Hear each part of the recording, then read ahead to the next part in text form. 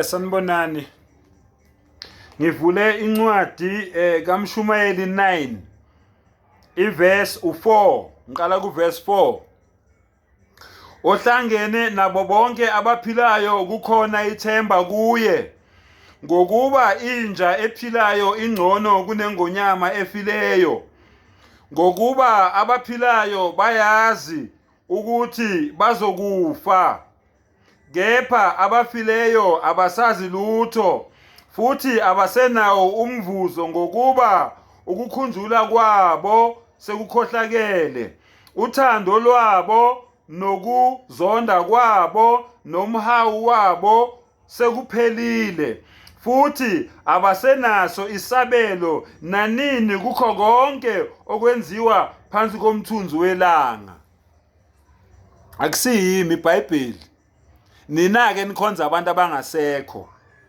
Lithi iBhayibheli akasenasabelo la kulomhlaba. Sekaningi iphinda lencwadi. Lalela-ke wena okhonza idlozi, noma wena oyisangoma, noma wena oyithwasa. Labantu labo ocabanga ukuthi abantu bakini abangasekho, abekho emfuleni la othi wena ulande khona amandla. Khona inyoka lapha namadimoni lapho uthi wena ulande khona amandla. Khona inyoka basho kona bathi indlondlo namadimoni. Indlondlo inyoka mangaba wazi. Wena oyothwasela emzini womuntu, yimuphi umuntu wakini owangcwatshwa kulelo khaya lelo uyothwasela khona, ngoba uyohlukumezeka lapha. Nake nawabona amathwasa ahlukumezeka kabuhlungu kanjani lapha yana. Once wafika nje wathi uzothwasa, ingane zala ekhaya zisapheki, ingane zala ekhaya zisawash, ingane zala ekhaya zisaclean, ingane zala ekhaya zisashanyela ibala, ingane zala ekhaya zisathunywa estoro. Sekuthunywa leli thwasa leli. Mawuthi uyabuza ukuthi hawu umntana abantu wahlukumezeka kangaka, ingane zala ekhaya zikhona, bathi hayi asihlukumezi yena, sihlukumeza idlozi. Idlozi kuze liqine libe strong liyahlukunyezwa, liyahlutshwa ngoba idlozi linenkani. Ukhona umzali wakho ongavumi ukuthi uyohlukumezeka ekushiye kwakhe, avuma ukuthi wena uhlukumezeke emzini wabantu?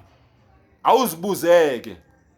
Lalelani-ke, aseshila amaNazaretha athi yonke imphefumulo yabantu bakithi abangasekho ile kwamashu ekhaya lomphefumulo. Kuzokusiza-ke wena ofuna ukuba inyanga, noma ofuna ukuba isangoma, noma ofuna ukuba ithwasa, noma ofuna ukuba ugedla. Ma ufuna ukuthwasa uhambe uyele ekhaya lomphefumulo kwamashu, ngoba kulapha abantu bakini bekhona, ufike uthwasele khona. Ngoba ma uye emzini womuntu akunamuntu wakini olapha emzini womuntu, ma uye emanzini akunamuntu wakini olapha emanzini. Hamba uyele kwamashu, akutshelile amaNazaretha ukuthi uthumo lucinene le, yonke imphefumulo ilapha, kodwa ungahambi wedwa. Wazi ukuthi ikhanda nekhanda imbuzi, uhamba uphethe imbuzi, wazi ukuthi uzofika ulande muphi umuntu wakini ongasekho. Ma ungabe ufuna ubuye nabo u4, kusho uzophatha imbuzi eziyi4. Umbuzo ke ngifuna ukwazi ukuthi lezi imbuzi ezingaka ziyapi, ezikabani? Ngiyaphinda, lezi imbuzi ezingaka ezifunekayo ziya kuphi, ezikabani? Sifika lapha sizinike bani? Nami ngiyafuna ukuyolanda abakithi basemambatheni.